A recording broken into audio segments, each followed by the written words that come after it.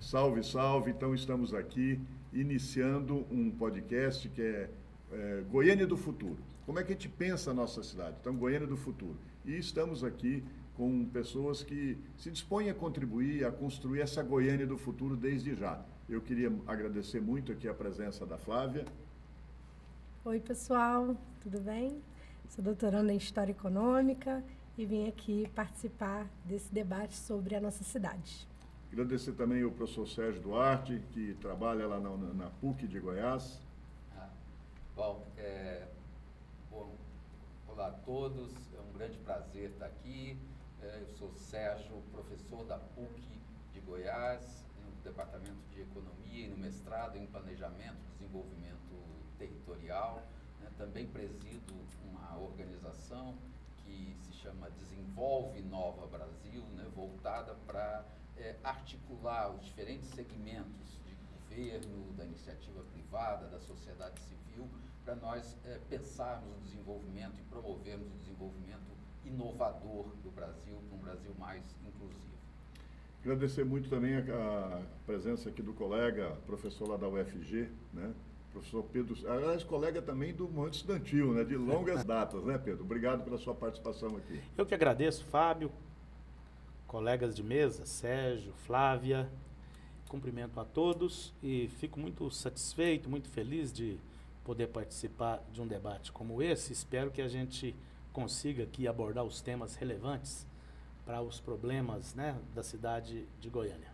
Pois é, e eu me chamo Fábio Tokarski, engenheiro civil, professor, fui vereador dessa cidade por 3 vezes e estamos aí nessa disputa para ver como é que a gente eleva a qualidade da política em Goiânia. Então, com isso, nós iniciamos uma série desse podcast Goiânia do Futuro, promovido pelo movimento Goiânia 100 anos, o futuro começa agora, e com isso nós vamos pautar esse debate procurando saídas, soluções que atendam a toda a população e não só uma parte privilegiada.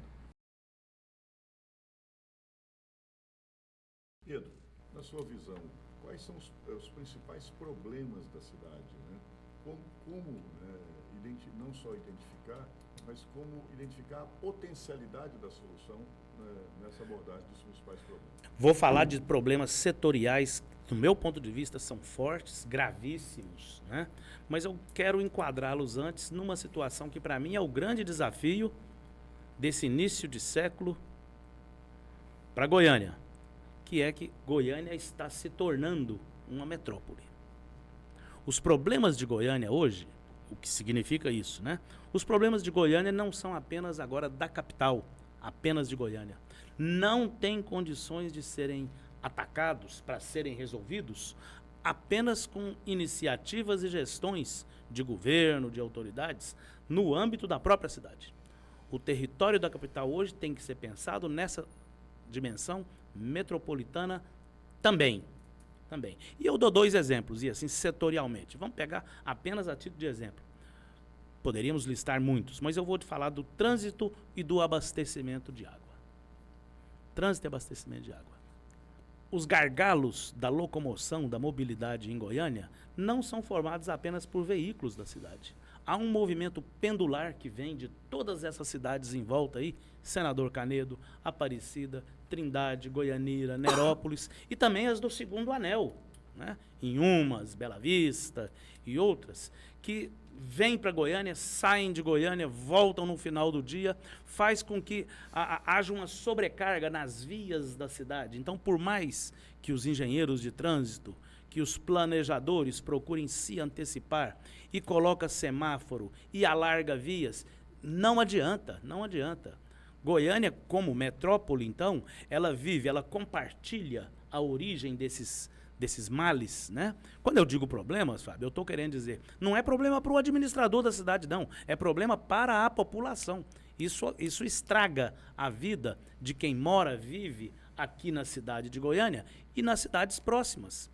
O tempo que essas pessoas permanecem no trânsito, nós temos algumas medições aí dos especialistas em mobilidade, a média das pessoas que vai e vem aí de uma cidade a outra já aumentou por dia de 1h45 para quase 2 horas. Então isso é tempo perdido, isso na ida, e tem que fazer isso na volta. Então vocês imaginem o que há em perda de tempo produtivo, em perda de saúde mental, né? E em perda de horário para recuperação das energias dos seres humanos que vivem nessas cidades. Esse aí é um rápido desenho, um rabisco rápido aí da questão do trânsito. Questão do abastecimento de água. Se vocês pegarem o noticiário dos últimos 7 anos, nesse período que nós estamos iniciando agora, do mês de maio, para chegarmos a outubro, nos últimos 7 anos, basta pegar os jornais, a imprensa, né, recuperar aí as notícias, nós vamos ver que houve crise de abastecimento, crise hídrica, faltou água. Teve um ano aí, se não me engano, em 2017 ou 2018, se não me engano, que foram 146 bairros de Goiânia em que as torneiras das residências secaram. E elas secaram durante 2 dias seguidos, depois voltava a água mais 2 dias e depois a água faltava mais 2, 3 dias. E no mesmo período, isso estava acontecendo também nos bairros limítrofes virados para Goiânia, os de Aparecida. Quer dizer, há um problema a ser pensado aí. O nosso abastecimento ele vem da bacia do Meia Ponte, principalmente, e vem aqui da área do João Leite, através da represa ali do João Leite. Então, quer dizer, Goiânia tem que negociar com Teresópolis sobre as condições de preservação dessa bacia, porque é a água que o goianiense, o morador daqui bebe, não apenas o daqui, como eu disse, de outras cidades, né? Goiânia tem que negociar com Inhumas, com Brás Abrantes, com Caturaí, para ver como cuidar do Meia Ponte. Então, a nossa economia, a economia nacional, ela atinge, afeta tremendamente a vida dessa cidade que se metropoliza, né? É a vida das pessoas nessa metrópole toda. Por um lado, a indústria automobilística continua sendo o carro-chefe. Quer dizer, não dá para resolver esse problema aqui dentro. Então, Goiânia tem que ser pensada também como dentro de um contexto de direcionamento do modelo econômico. De outro lado, o agronegócio para a exportação. Então, não dá para pensar só em cana, laranja e soja na região ali de Inhumas, nas beiradas do Meia Ponte. Não dá. Então, se não for pensado isso, primeiro, a metrópole é uma realidade. Segundo, essa metrópole não é uma ilha. Ela está dentro desse contexto nacional. Alguns problemas nós podemos encarar a partir daqui. Outros dependem de liderança política e de solidariedade com o país inteiro para ser pensado também do ponto de vista nacional. Muito bem. Obrigado, Pedro. Flávia, e você, como historiadora, como é que você vê essa dinâmica, né, que a gente encontra nessa Goiânia com 91 anos, uma cidade planejada? Eu acho que o movimento ele é um convite para a gente pensar e exercitar, né, a nossa capacidade de imaginar a cidade que nós queremos, né? As cidades é o lugar onde a gente vive, onde as pessoas vivem, e ela precisa ser o lugar que possibilite o nosso desenvolvimento de todas as pessoas, independente da classe social. Na classe social, precisam ter condições de desenvolver suas potencialidades, né? Então, quando eu penso assim, nessa capacidade de imaginação, né, eu acho que a gente tem algumas questões, primeiro, alguns pontos de partida, né? A gente está vendo agora o desastre, a grande tragédia do Rio Grande do Sul. E isso aqui coloca para a gente algumas reflexões sobre como construir, fazer das nossas cidades lugares que possibilitem a gente passar por essas consequências do antropoceno, né? Da atuação do homem no mundo, né? Que promove um conjunto de mudanças. A natureza ela também reage a essa intervenção humana e, de certa maneira, a gente precisa, então, fazer diagnósticos, primeira coisa, para conseguir pensar, né? Trazer a ciência e tecnologia, trazer a nossa capacidade de responder as perguntas no mais alto grau assim, de elaboração, de imaginação do que é o ideal, de um plano ideal, né? Então, quando a gente pensa aqui no Cerrado, né? O Cerrado, ele é o lugar que a Amazônia, a região amazônica, as águas da Amazônia, a biodiversidade da Amazônia, ela depende do Cerrado, né? Fala-se do pulmão da humanidade, mas aqui ela tem um coração, ela bombeia, uma caixa d'água que bombeia água para todo o território nacional. Então, o Cerrado, por exemplo, precisa ser preservado, né? E isso aqui, o Cerrado não tem uma legislação própria, por exemplo. Goiânia precisa ser um lugar que consiga liderar um movimento de preservação do Cerrado, precisa liderar um processo, então, a questão dos agrotóxicos. Hoje, agrotóxico está na água, aqui é a região, né, de soja, de plantações, né, aqui no Centro-Oeste, e que tem afetado a vida das pessoas. A ciência tem apontado que isso aqui impacta em doenças de vários tipos, impacta as crianças que vão nascer. Então, como que a gente vai discutir essa questão do ponto de vista econômico, do ponto de vista da vida das pessoas, né? E discutir uma cidades humanas. Goiânia tem índices elevadíssimos de feminicídio, de violência contra crianças, déficit de vagas em escolas, em creches. Então, discutir cidades humanas, discutir cidades que permitam os trabalhadores, as trabalhadoras, o acesso rápido ao seu local de trabalho, uma mobilidade pela cidade para ter acesso a lazer, para ter acesso à cultura. Goiânia precisa promover mais acesso à cultura de maneira geral, ao esporte, né, para a juventude. Precisa promover condições para que mães, crianças, mulheres, pessoas idosas, possam viver de forma segura, de forma saudável. Então, como que a gente vai imaginar? Estou aqui trazendo alguns elementos do que a gente pode refletir, né? Do que a gente precisa responder no próximo período e mobilizar a nossa inteligência para conseguir pensar qual é a Goiânia que a gente vai construir nesses próximos 10 anos, né? Para chegar no centenário bem e viver mais 100 anos, né? De maneira plena e tornando as pessoas felizes. Acho que, enfim, para colocar a bola em campo, né? Pois é. Então, como disse no princípio, esse é o primeiro episódio de um podcast que se chama Goiânia do Futuro e que a gente pretende debater diferentes temas, né? Mas hoje, aqui, como estamos iniciando, eu colocaria uma segunda pergunta para todos vocês. Qual o caminho que o movimento Goiânia 100 anos, quer dizer, um movimento que nasceu com o objetivo de ter um projeto para a cidade, a ideia é assim, o movimento Goiânia 100 anos, o futuro começa agora. Se ficarmos só nas questões da gestão nos 4 anos, nós nunca vamos tratar as questões estruturais, né? Já várias delas elencadas aqui, diríamos assim. Como enfrentar? Penso, né, a ideia do movimento Goiânia 100 anos ao lançar esse episódio, é de que a gente consiga ouvir pesquisadores, mas também diferentes partidos, diferentes movimentos sociais, e essa ideia de que seja um movimento suprapartidário, né? Num momento que a sociedade está muito dividida, né? A sociedade está muito dividida. Então, como é que vocês veem? Eu começaria a bola aqui pelo Pedro, então, como é que você vê, no contexto que a gente vive hoje, do Brasil muito dividido, mas também Goiânia, alguns chegam a dizer que Goiânia é uma cidade de direita. Ora, um povo trabalhador, como é que há uma pressão da mídia de plantar essa ideia? E como enfrentar isso? Porque os setores democráticos têm que não só, diríamos assim, construir um projeto. E penso que é um projeto que vai unir a sociedade, e não a discussão da crença, do valor de cada um, né? Então, como unir essa sociedade? Nós estamos com o pressuposto, Pedro, de que esse movimento Goiânia 100 anos deva ser um movimento suprapartidário, mas não só na dimensão dos partidos, mas diferentes movimentos sociais, setores organizados, os trabalhadores, os setores médios, inclusive as entidades patronais. Tem aqui um fórum empresarial, tem muitas entidades. A ideia é de ouvir a todos para pensar um projeto para a cidade. Como é que você vê isso? Muito bem.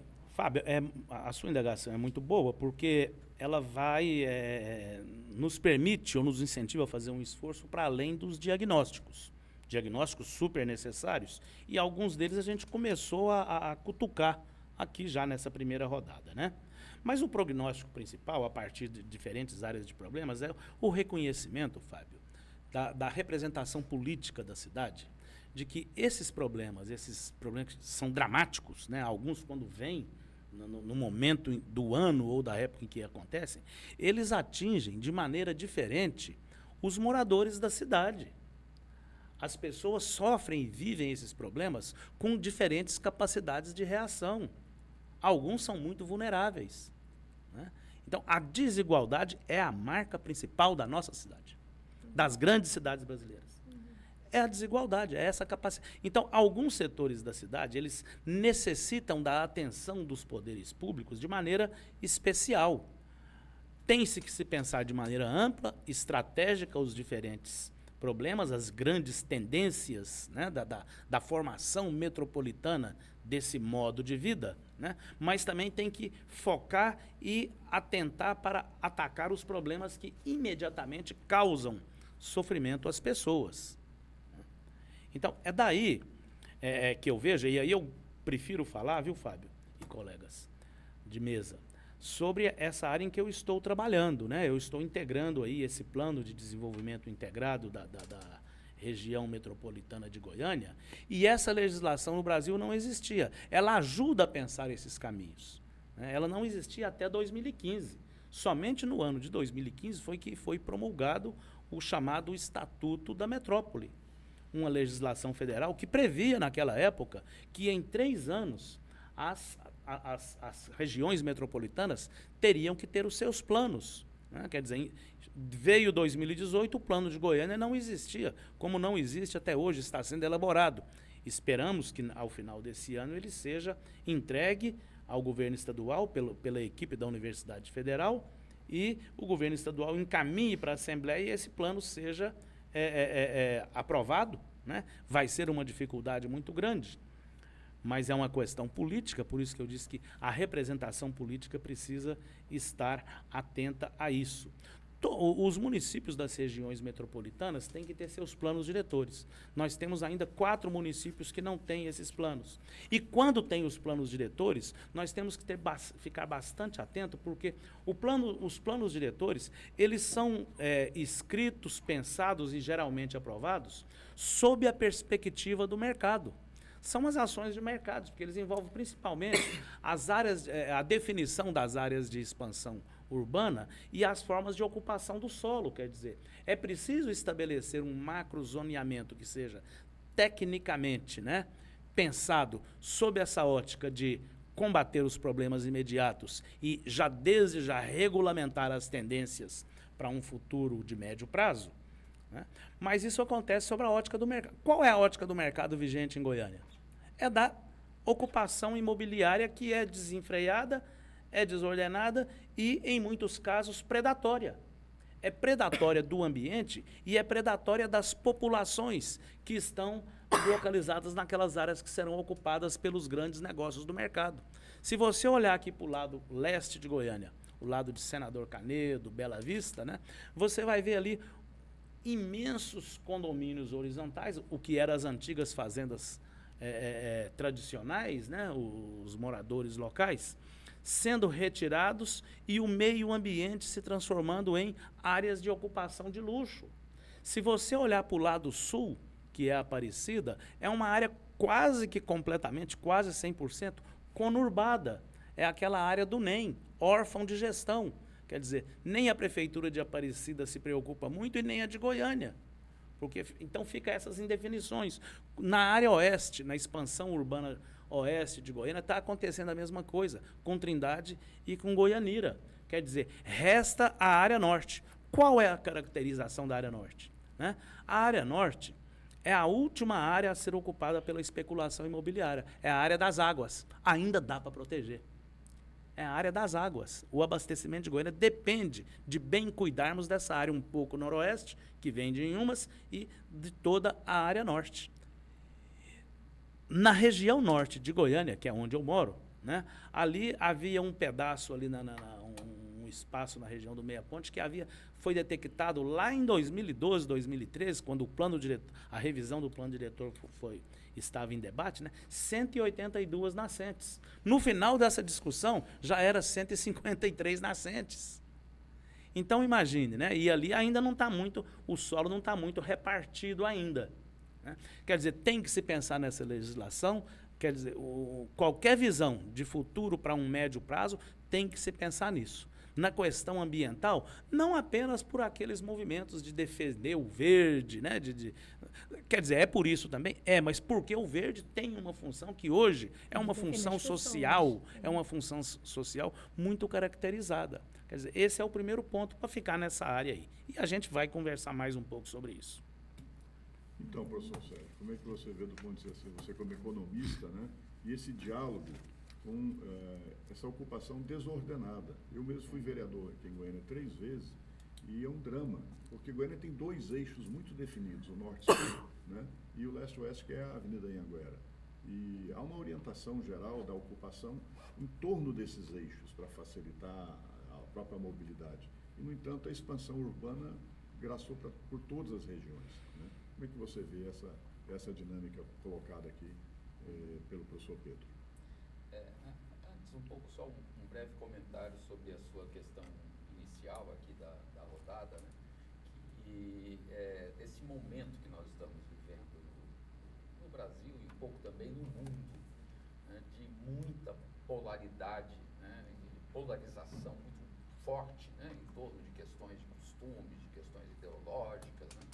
E acho que esse é um momento muito importante para que nós levantemos iniciativas como esse movimento, para que as pessoas procurem ver se unir, né, em torno da discussão da realidade, né, de buscar soluções que são soluções que são para todos, né? É claro que para todos diferenciados, né, porque como bem disse o Pedro, os efeitos, né, dos problemas da cidade se abatem de forma diferente para os diferentes segmentos sociais, né?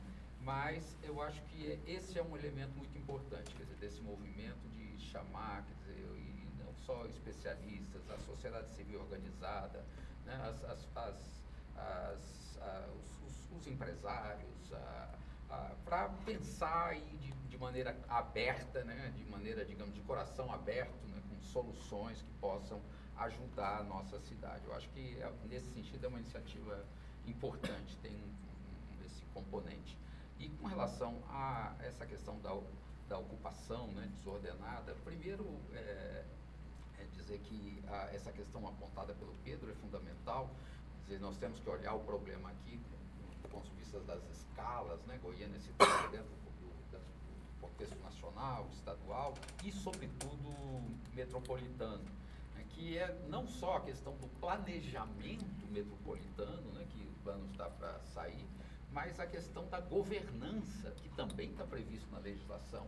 Quer dizer, a legislação prevê que nós tenhamos instrumentos, né, de governança, né, um conselho, de fato, com condições de gerir essa ação metropolitana, né, para que a gente não tenha essa situação do nem-nem, por exemplo, com relação a Aparecida, né? Mesmo que nós tenhamos o plano, se a gente não tiver uma forma de governança, né, em que os representantes dessas diferentes municípios sentem, né, para executar isso de maneira coordenada, né, de maneira colaborativa, quer dizer, isso nós não conseguiremos avançar. Nós só temos até o momento, né, um organismo que trata do transporte coletivo, porque esse foi como o transporte ele não tem como parar e modificar na entrada de uma cidade para outra, então nós temos o Conselho Metropolitano do Transporte Coletivo, mas isso precisa ser estendido para todas as áreas, né? Preciso que tenha de fato, isso é um grave problema aqui para que a gente possa avançar.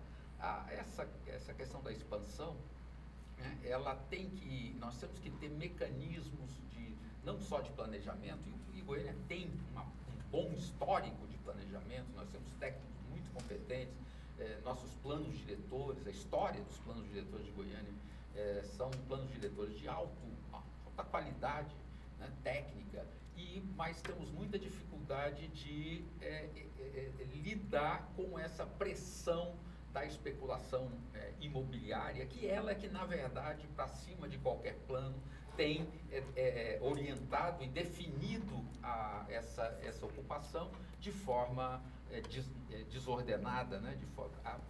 criando uma série de dificuldades. Nós podemos ver isso agora com relação a esse movimento de verticalização, né, que é um movimento extremamente agressivo, né, e nós temos aqui um exemplo lá da Serrinha, né, que é conhecido em Goiânia como Paliteiro, né, um bairro completamente ocupado por edifícios, e estamos assistindo, por exemplo, nesse momento ali no Marista e outras regiões próximas, um movimento de rápida transformação em Paliteiro, só que agora com edifícios em média com mais de 40 andares, né, 40 pisos, quer dizer, numa região que uma estrutura de vias, de drenagem, que não suporta, claramente não suporta, né? Então nós estamos vendo esse caso do Rio Grande do Sul e nós temos que pensar, uma chuvinha um pouquinho mais forte em Goiânia já está causando graves problemas de tromba de água, né? Nós tivemos há pouco tempo, vimos gente sendo arrastada, carros sendo arrastados com chuva relativamente pequena, né? Porque esse processo ele acontece no caso de impermeabilização, né, excessiva do solo, né, sem uma infraestrutura de drenagem capaz de dar vazão para isso, e isso então nós estamos, quer dizer, criando verdadeiras bombas, né? Então aqui a gente que está assistindo isso, né, nós estamos vendo que daqui a 10 anos, quer dizer, isso são quase bombas que estão sendo plantadas para estourar ali na frente, né? Para que a gente, lamentavelmente, possa viver situações como, porque a gente olha lá o caso de Porto Alegre, né, e diz, olha, tem isso aqui, a natureza, tem essa coisa da crise climática, tudo isso é verdade. Agora, havia e está se dando já um plano há muito tempo, né, para melhorar a drenagem do município, para ter medidas que, se tivessem sido tomadas, hoje a gente não estaria assistindo a esse drama humano que nós estamos assistindo, gravíssimo, ali naquela cidade. E nós temos que tomar essas medidas hoje para que nós não sejamos o Porto Alegre de amanhã. Pois é, Flávia. Então, nesse contexto, como é que você vê exatamente esse conjunto de desafios que estão postos, né, para a gente buscar soluções? Sim. Eu acho que tem muitas coisas sendo pensadas no mundo inteiro, né? E a gente precisa olhar para essas coisas. Desde 2012, é uma coisa que a China elencou 16 cidades para fazer uma experiência, né, de nova composição das cidades. São composições que levam em consideração justamente isso que você colocou agora. Vou dar um exemplo assim, um parque, que as pessoas passeiam, né? Tem lá uma quadra de futebol que é tipo uma arena. Sabe por quê? Porque em momentos de chuva, aquilo ali vira um reservatório. Então, você pensa um bairro que está do lado de um rio, você não bota asfalto, porque esse asfalto ele é mais barato, mas ele é um asfalto que é impermeável à água. Então, você desenvolve tecnologia que não é tão barato quanto asfalto, mas é um asfalto, é um aterramento, é um permeável, que tem sistema de drenagem. E aí você constrói pontes para que levem em consideração as possibilidades de aumento de nível para que as pessoas possam transitar, porque em Porto Alegre as pessoas não conseguiram transitar. Então, assim, a construção nos prédios, né, em todos os prédios, no terraço, que são os telhados verdes, não é botar plantinha, é montar um jardim com sistema de drenagem nos prédios. É isso que está sendo feito, né?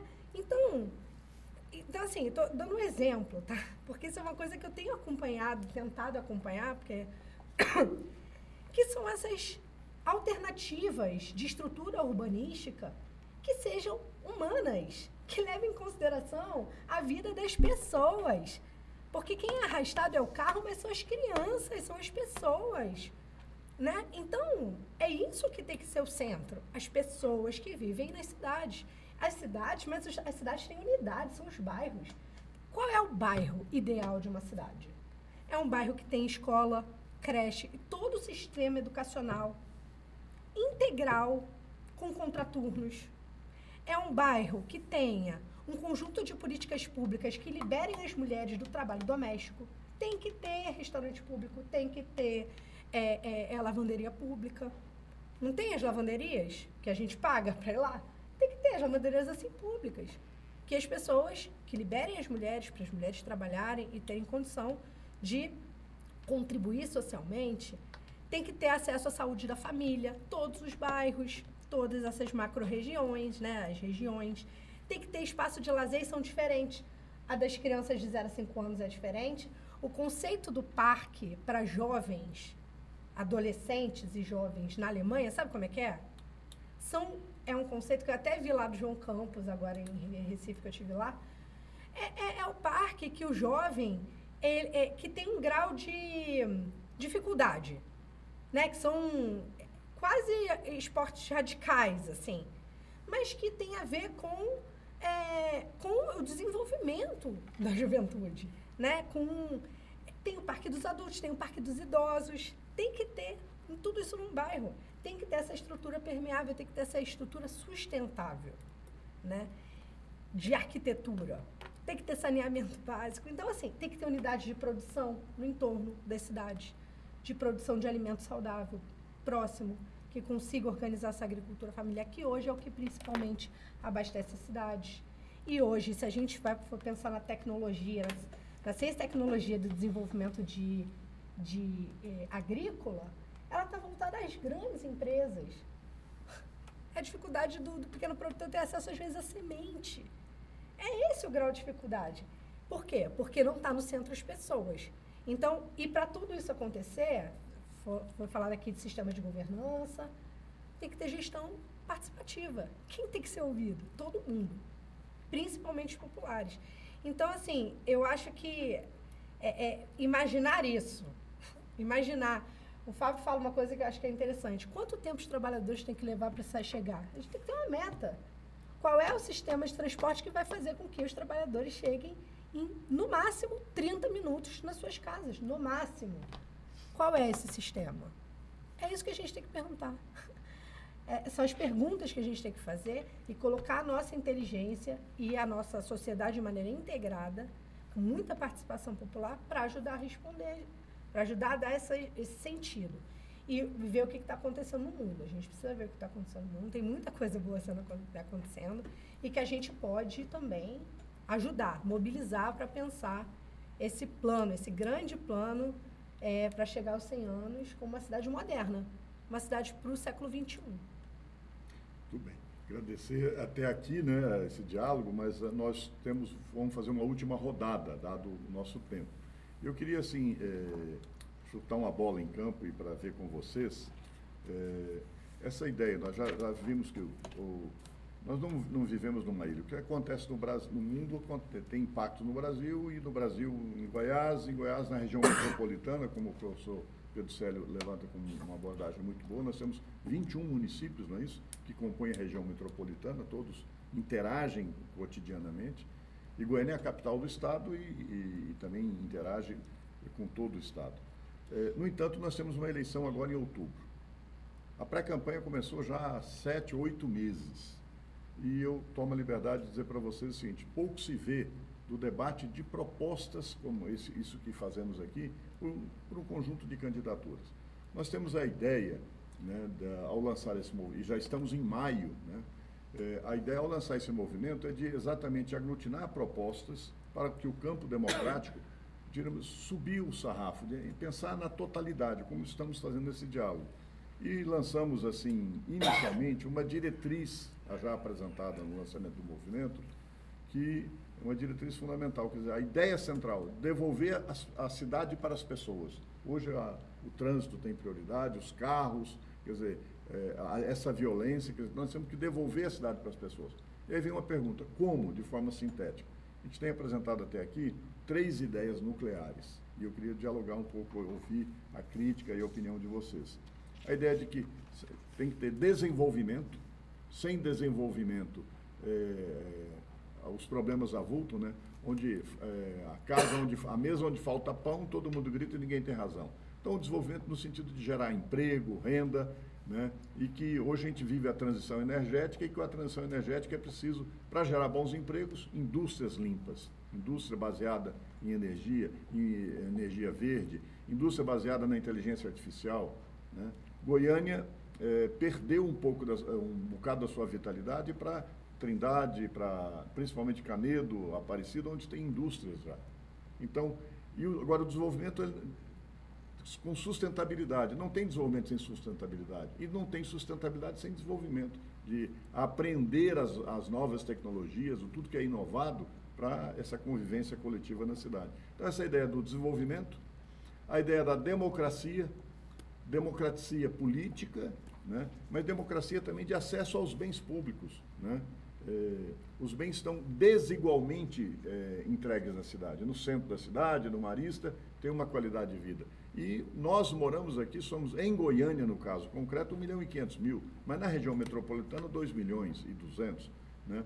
Então, não tem os bens, o acesso aos bens. Há um conceito novo de cidade, até de que o acesso aos bens e ao serviço seria caminhando a pé, em 15 minutos você alcançar ou o bem e o serviço, ou o transporte público de qualidade.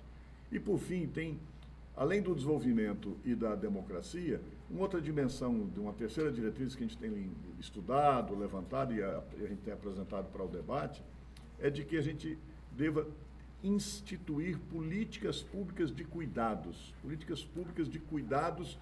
com aqueles que, por mais que o desenvolvimento viceje e que a cidade seja democrática, às vezes e muitas vezes um conjunto de pessoas não é alcançado por essas duas anteriores, que é a política pública de cuidados com o idoso, a política pública de cuidados com a infância e com a juventude. Hoje, Goiânia tem quase 10.000 crianças fora da escola, isso é muito grave, né?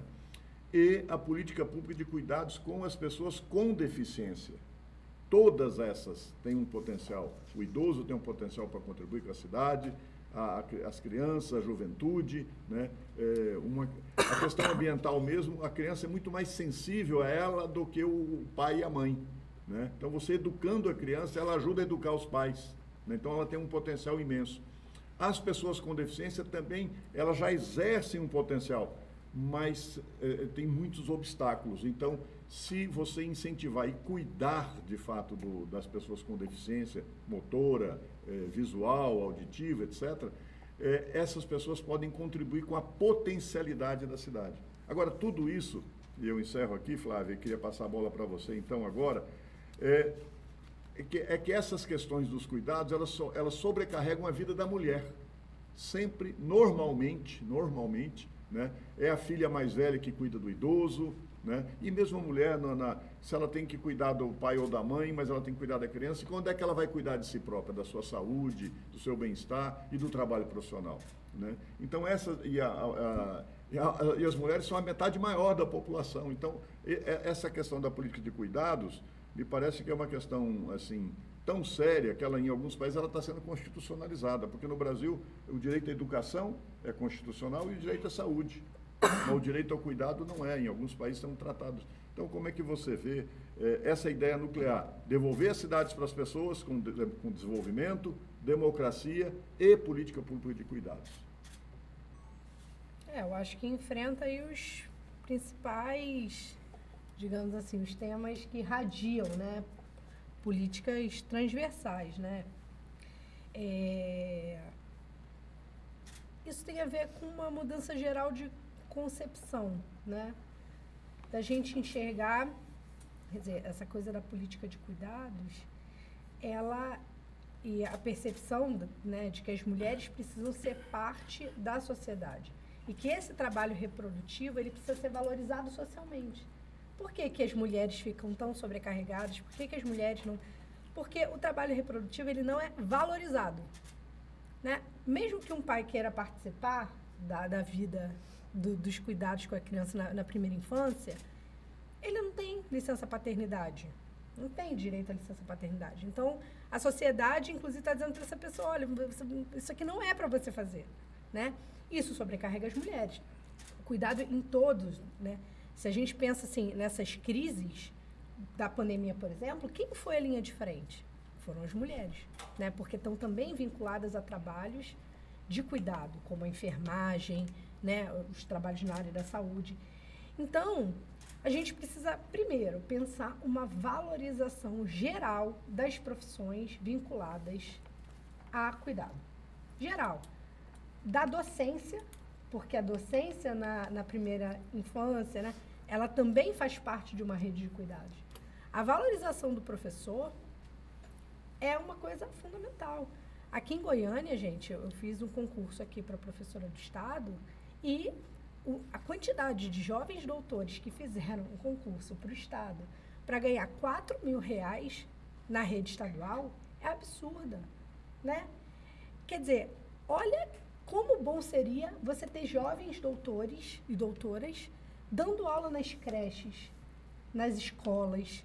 Mas para isso você tem que ter valorização profissional, para fazer justamente da escola esse lugar de renovação de consciência, de formação de uma geração mais consciente, uma geração melhor, uma geração que é capaz de ocupar essa vaga de trabalho nessa indústria nova. Porque essa indústria nova, gente, hoje, o Brasil não tem força de trabalho capaz de ocupar esse espaço e fazer essa transformação digital, ecológica. Falta força de trabalho. Por quê? Porque falta educação de qualidade em toda a sua rede. Então, isso aqui é um problema do município, fundamentalmente, né? A garantia dessa qualidade da educação, que consiga... e aí, qual é a consequência disso? É você ter uma elevação geral, produtividade da economia. O professor Sérgio pode me ajudar nisso, né? Você tem um aumento da massa salarial, quando você tem os serviços públicos de cuidado, eles são valorizados, você está falando de metade da população que está envolvida nisso, que são as mulheres, você tem... Porque o contrário é verdade. A desvalorização do trabalho da mulher, ela deprime a massa salarial, ela puxa para baixo o valor do trabalho. Né? Então, se valoriza o trabalho dos cuidados em toda a sua escala, da lavanderia, do restaurante público, da docência, das enfermeiras, dos profissionais, a enfermagem estava lutando outro dia por um piso, né? Se você consegue elevar o padrão da qualidade dos serviços, da remuneração, você está valorizando o cuidado. Se você consegue dar à mulher e aos cuidados da parentalidade direitos, salário, contribuição previdenciária, a garantia de que a pessoa, quando está em cuidados reprodutivos, depois ela volta... Veja, eu fui mãe depois dos 30. É muito cansativo ser mãe, gente. É muito cansativo. Nossa, é muita energia que a gente gasta. E aí, qual é o meu principal medo? O tempo todo, cara, como é que eu vou voltar para o mercado? Como é que eu vou voltar para o mercado? Se a sociedade me diz, calma, você pode cuidar dos seus filhos depois do seu emprego estará garantido, olha só, que tranquilidade. Se você tem uma estabilidade, essas crianças vão adoecer menos, é menos pressão sobre o sistema público de saúde. Então, tem uma consequência para a sociedade que é muito benéfica, que outros países têm. Os países, alguns países na Europa adotam, inclusive, licenças de 2 anos, licença parentalidade, que mães e pais podem se revezar. Então, você precisa ter um sistema que valorize esse trabalho, reconheça ele como importante socialmente e valorizar mesmo, com aumento salarial dessas funções que estão vinculadas a salário como um dos caminhos, né? Poderia aqui falar muitos outros, mas eu acho que essas são coisas que, felizmente, estamos começando a discutir, né? E eu vou concluir com isso. A Nobel de Economia do ano passado, que foi a primeira mulher, Nobel de Economia, Cláudia Goldin, talvez você tenha visto, mas assim, ela ganhou o Nobel de Economia porque ela disse, ela anunciou, a pesquisa dela diz como o núcleo familiar é responsável pela extração do trabalho da mulher e enriquecimento dos homens, né? Então, eu fiquei muito feliz de ver aquilo, porque eu falei, Deus, uma pessoa ganhou o Nobel dizendo que existe exploração do trabalho das mulheres no mundo. E esse trabalho das mulheres se dá na política de cuidados. Valorizar a política de cuidados é valorizar metade da população da nossa cidade, do nosso estado, do país, do mundo, e significa valorizar toda a sociedade. Então, Sérgio, obrigado, Flávia. Então, Sérgio, nós estamos assim, estruturando o movimento Goiânia 100 anos com a dimensão de ser suprapartidário e de participação múltipla dos diferentes setores da sociedade, mas apresentando essa pegada de devolver a cidade para as pessoas, né, tratando a dinâmica do desenvolvimento, da democracia e da política de cuidados. Como é que você vê isso? Eu acho perfeito, né? Eu acho que de fato é isso, né? Como você devolve a cidade, né? Ou faz uma cidade para as pessoas, mas sem esses 3 elementos aí você não consegue fazer isso. Eu vou focar aqui um pouco no primeiro, né? Na questão do desenvolvimento. Nós vemos, quer dizer, eu acabei de dar o dado lá no início de uma cidade que está no centro de uma das economias estaduais mais dinâmicas do país, que vem crescendo abaixo, né, da média, gerando empregos formais abaixo da média das demais capitais. E nós temos uma Secretaria de Desenvolvimento Econômico no município, né? Estranhamente, eu convido as pessoas a entrarem no site da Secretaria de Desenvolvimento. Ela trata de questões formais, de questões técnicas. Não existe um plano, uma ação voltada para promover o desenvolvimento econômico da cidade, como se isso não fosse papel da prefeitura, que isso fosse papel meramente do Estado ou meramente do país, o que é verdade, os dois têm que estar envolvidos nisso, mas há um enorme espaço para que no nível municipal e no nível metropolitano você tenha políticas de desenvolvimento, né, e políticas de desenvolvimento que, por um lado, identifique os potenciais econômicos da cidade aqui, alguns já bastante claros, revelados, né, como a questão dos polos de confecção, a nossa construção civil, que é uma indústria extremamente dinâmica, né, mas poderia incorporar fortemente tecnologia que garantindo empregos de melhor qualidade, né? Mas eu acho que a lógica dessa política tem que ser, sobretudo, baseado na noção de desenvolvimento local, de fazer a renda ser criada aqui e circular aqui, né? Porque aí ela vai gerar as condições para o nosso comércio, nossos serviços, né, se qualificarem. E nós temos uma grande oportunidade, que é os nossos problemas todos que nós discutimos aqui, eles são oportunidades de desenvolvimento econômico, se você cria soluções que envolvem a inteligência, a criação de negócios, o empreendedorismo das pessoas e das empresas para solucionar cada um desses problemas que nós temos aqui, né? A questão da moradia, por exemplo, eu vou dar um exemplo simples, né? Houve uma discussão muito grande para determinar que no programa Em Minha Casa Minha Vida, todos os imóveis tivessem que ter obrigatoriamente uma placa de aquecimento só da água, né? Essa ação, ela gerou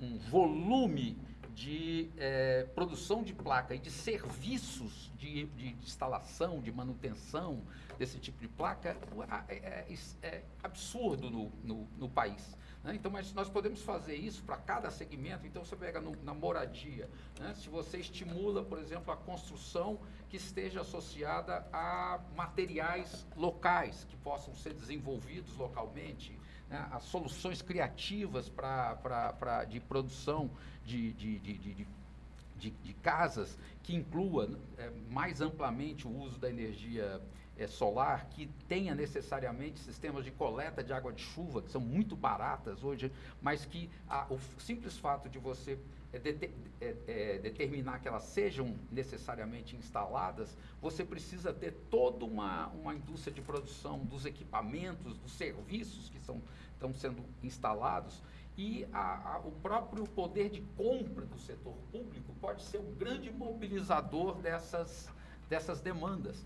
né? Isso, no campo da saúde, por exemplo, né? Você tem toda a saúde, o SUS, né?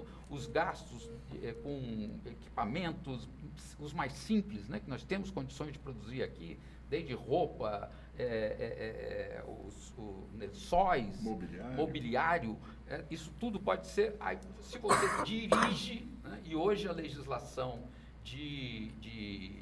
houve uma mudança importante na legislação para permitir as compras públicas, a legislação de licitação, né, que permite que, por exemplo, até 25% das compras você possa destinar para microempresas e para microempreendedores individuais. Então, você tem como usar o poder público para comprar e induzir a formação de cooperativas que produzam para a saúde, cooperativas que produzam para a educação, carteiras, soluções para a educação, e nós associamos isso à cidade moderna e inteligente, né? Esse esforço da digitalização, as startups que podem surgir para dar solução a determinados problemas. Isso já vem sendo feito em vários lugares. Você cria laboratórios para solução de problemas de mobilidade. Então você lança o desafio. Os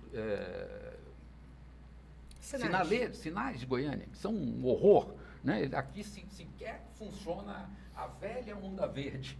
Os tempos do sinal são... Bom, você coloca esse desafio, eu quero um sistema para a cidade barato e tal, e você abre para que startups se organizem, as empresas locais se organizem para atender na forma de desafio, né? E com a garantia da compra pública. A legislação hoje permite isso. Então, você vai induzir o desenvolvimento ali de startups que produzam localmente essas soluções, e parte dos equipamentos que vão ser necessários para essa solução, e deem a solução para o problema, né? Então, isso pode ser feito para a questão de soluções, por exemplo, mais inteligentes de asfaltamento, né? Que sejam com asfaltos mais porosos, né? Como eu disse, na construção, com material de construção local, né? Que você possa agregar você usa a regulação e a própria compra do setor público para estimular isso, né? Para criar o uso da inteligência artificial na própria gestão pública, em todas as áreas, e utilizando o potencial local, né? Falei aqui de inteligência artificial, para o orgulho dos goianos, né? Nós temos na Universidade Federal um dos centros mais respeitados no Brasil de inteligência artificial, presta serviço para multinacional, para grandes empresas no Brasil inteiro. Isso é um potencial que está aqui, né, que poderia estar, né, mobilizado com uma política como essa, dando soluções para todas essas dificuldades, inclusive de cuidados, né, que você pode demandar, mas sempre dentro de um planejamento integrado, de uma coisa puxa a outra, né, uma demanda criada num espaço, ele gera demanda para outros espaços, e sempre focando em que aquilo gere negócios e gere emprego, gere renda de qualidade. Aí nós vamos ter espaço em startups para contratar esses doutores com salários muito altos, para que vários deles criem as suas próprias startups, né? Para dar solução. O cara é doutor na área de engenharia, doutor na área de arquitetura, né? De soluções nas áreas sociais, né? Para dar solução aos problemas. Então, isso é uma forma de você promover um desenvolvimento que é um desenvolvimento inclusivo, né? Porque abre novas oportunidades para pequenas empresas para se expandirem. Também isso interage com as nossas empresas estabelecidas, isso faz a renda gerar, melhora o nosso comércio como um todo, né? Então eu acho que é preciso ter, de fato, uma política construída de desenvolvimento para geração de emprego e renda que dê solução aos nossos problemas. Significa transformar nossos problemas em oportunidade. Não é isso? Muito bem, olha só, é muito assunto, mas nós estamos aqui nessa oportunidade, que é o primeiro podcast, quer dizer, essa ideia de lançar, de desenvolver esse movimento, municiar a sociedade com um conhecimento mais aprofundado dessa cidade que cresceu tanto e virou uma metrópole. E aí, professor Pedro, você que lá pelo grupo de trabalho da nossa Universidade Federal, que o Sérgio já abordou aí, que tem esse núcleo de desenvolvimento de inteligência artificial, mas também a universidade está prestando um serviço ao Estado, não é isso? Num grupo de trabalho para desenvolver o plano diretor de desenvolvimento integrado da região metropolitana, né? Essa abordagem que eu apresentei aqui do movimento Goiânia 100 anos, como é que você vê essa questão desse desafio de pensar a médio prazo com essas diretrizes do desenvolvimento, da democracia e da política pública de cuidados? Como é que você Não tem percebe? dúvida, Fábio, não tem dúvida que é extremamente oportuno e está com uma abordagem muito bem centrada a partir desses 3 tópicos aí, que estabelecem eixos, e cada eixo arregimenta, né, uma série de pensamentos sobre problemas reais, que são setorialmente distinguíveis, e a gente pode pensar de maneira global aí a cidade e as dinâmicas, né, que tanto geram problemas como também apontam, né, potencialidades aí de soluções. E a gente não deve esquecer que nós estamos no ano eleitoral, né? E esse ano eleitoral aí, são eleições municipais, né? O que os grupos políticos que estão aí alojados nos partidos, nos grupos de pressão, inclusive, né? E que vão apresentar para a sociedade inteira as suas maneiras de pensar e as suas propostas para os problemas municipais, eu espero que consigam, né, pensar também, absorvendo grande parte do que esses 3 eixos permitam pensar. Então, né, oxalá essa ideia aí de ver um pouco a médio prazo, os 100 anos, né, a cidade com 100 anos, consiga ser percebido por esses candidatos a serem nossos administradores, né, a partir desses eixos aí. Vai ser extremamente importante. E insistindo, né, nessa dinâmica aí que eu vejo como tendência inevitável, né, de que os problemas de Goiânia agora não são mais meramente problemas urbanos, como a gente sempre conhece e a literatura sempre nos apresentou, agora eles entram também nessa escala, nessa dimensão metropolitana. Eu acho que o desafio é isso, né? É conseguir pensar os problemas em quê? Do ponto de vista formal das administrações municipais, que são separadas por leis, né? Agora eles têm que ser pensadas como algo que acontece e que cresce num território que é comum a todas essas administrações. Quer dizer, do ponto de vista dos problemas, a integração já está acontecendo e trazendo realidades perversas para a população. Agora, do ponto de vista da administração pública, né, esse é o desafio. Então, que essas administrações também saibam, aprendam a atuar integradas. Essas lideranças que assumem os comandos das nossas cidades aprendam a cultura da pactuação, do esforço conjunto, né? Aprendam a perceber que as melhores soluções agora, vou dar um exemplo aqui, do desenvolvimento econômico, por exemplo, né? Elas não vão acontecer, como eu disse, nem apenas em Goiânia, ou nem apenas lá no Senador Canedo, né? Elas têm que ser pensadas conjuntamente. O Sérgio aí deu um dado que nos obriga a refletir com relação ao desenvolvimento econômico, né? A população de Goiânia cresce muito pouco, ou cresce pouquíssimo na última década, mas não é porque a demanda populacional, a migração para cá, diminuiu, não, né? É porque isso hoje está sendo repartido com os demais municípios. Você vê que Senador Canedo foi a cidade de maior crescimento no país, né? Tá entre os de maior no país. Então, Goiânia transborda para as cidades próximas. Então, há um movimento migratório dentro do território desses 21 municípios metropolitanos. Quer dizer, a representação política agora é desafiada a pensar isso. A legislação já nos fornece. Eu acho que o norte colocado pelo Estatuto da Metrópole é excelente. Ele tem um conceito lá que ele fornece uma alma intelectual capaz que permite nos visualizar um instrumento político, que é perceber as funções públicas de interesse comum entre esses vários municípios. Esse é o conceito que está lá, esse é o conceito mestre. Então, eu já dei 2 exemplos aqui, trabalhei com esses 2 aqui, que foi o da água e da mobilidade, dos problemas de trânsito, né? Vocês imaginem a quantidade de situações que esses 2 temas aí nos mostram, né? Mas a gente pode pensar, por exemplo, resíduo sólido. Que quantidade de lixo, né, e de resíduo sólido que essa população cada vez maior vai gerando a cada período de semana, mês e ano, né? Então, aquela cultura dos lixões a gente tem que saber superar. é um problema sério que causa problema ambiental seríssimo. Então, há maneiras de aproveitamento e reaproveitamento de muitos desses resíduos aí que tem que ser agora pensada conjuntamente. Eu vou dar outro exemplo aqui. Guapó, Aragoiânia e Abadia tinha um único lixão e estava dando problema, porque lá só tem uma área de manancial, que é o córrego dos Pereira lá, né? Então, muita da água dessas 3 cidades é tirada dali. Esse lixão estava na baixada, ali na beira da estrada, que cai lá nas nascentes desse Ribeirão dos Pereira.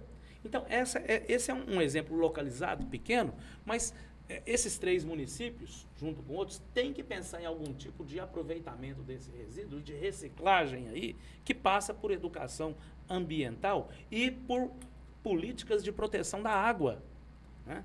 Então, algumas indústrias, por exemplo, Teresópolis, que cuida da água de Goiânia quase que toda, não, grande parte da água de Goiânia, né? Teresópolis pode ser visto e conceituado, assim como Inhumas, por exemplo, e Caldazinha também, né? Como município produtor de água. Então, que ele receba compensação ambiental, porque ele não pode colocar determinado tipo de indústria naquela área ali próximo dessa água. Então, tem que ter a legislação de compensação ambiental. E isso tem que ser aceito por Goiânia, por Aparecida. Goiânia e Aparecida abrir mão de alguma coisa ou de algum tipo de empreendimento que gere emprego e renda, não necessariamente na capital, e possa ir para lá. Algum tipo de empresa não poluente, de produção não poluente, que possa ir para Teresópolis ou para Inhumas. E isso ser negociado, pactuado. Esse é o desafio que os programas e as plataformas partidárias aí dos candidatos a prefeito e a vereador fiquem atentos para esses temas e para essa situação agora. Eu acho que a função, né, do movimento Goiânia 100 anos é extremamente importante e estratégico nesse sentido. Muito bem. Olha, então nós vamos, eu primeiro agradecer muito a Flávia, ao Sérgio e ao Pedro Célio, amigos, mas que, para além disso, são profissionais que estudam, pensam e apontam caminhos. Fica aqui um desafio, numa cidade e numa região metropolitana com tamanhas desigualdades, mas com tamanhas potencialidades. Nós que moramos aqui em Goiânia gostamos da cidade, né? Ela é uma cidade que as pessoas, no passado as pessoas admiravam mais, foi perdendo um pouco esse encantamento.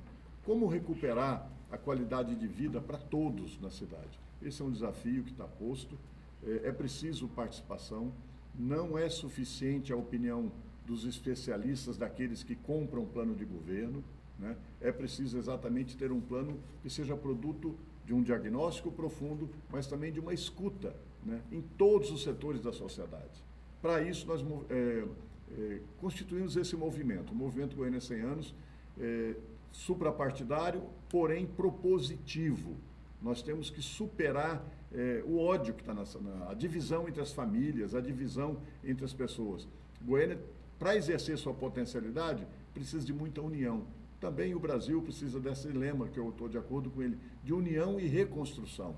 E essa reconstrução que a gente está vivendo em Goiânia é uma situação que há uma ausência de prefeito. E aí agora vem com alguns com o conceito que precisa ter um gestor. Não, Goiânia precisa ter uma liderança capaz de ouvir e levar em conta a opinião das pessoas. Então, esse desafio de escuta desse movimento, através primeiro desse primeiro podcast, que a gente quer agora aprofundar cada um desses temas, cada uma dessas diretrizes do desenvolvimento, da democracia e da política de cuidados. Agora, para além disso, é preciso da sua participação, é preciso que você dê opinião. Quer se inscrevendo no nosso YouTube, quer integrando o nosso Instagram, Fábio Tokarski, ou do Movimento Goiânia 100 anos, né? E nós temos uma notícia muito boa, nós conseguimos uma sede para o Movimento Goiânia 100 anos, no centro histórico da cidade, uma casa muito bonita, e que essa casa ela é profundamente acolhedora, e aquele e aquela que puder dar um pulinho ali na Rua 5, bem próximo ali da Tocantins, você vai encontrar uma casa espaçosa, com esse espaço de debate, de diálogo, para reunir diferentes, para construir um projeto para Goiânia que pense o futuro, mas que leve as pessoas a agirem, a atuarem, a se unirem desde agora. Um abraço a todos, muito obrigado. Obrigado, professor Pedro Célio. Eu que agradeço. Obrigado, Sérgio. Obrigado. Obrigado, Flávia, pela presença, pelo carinho e pela dedicação. Um abraço a todos.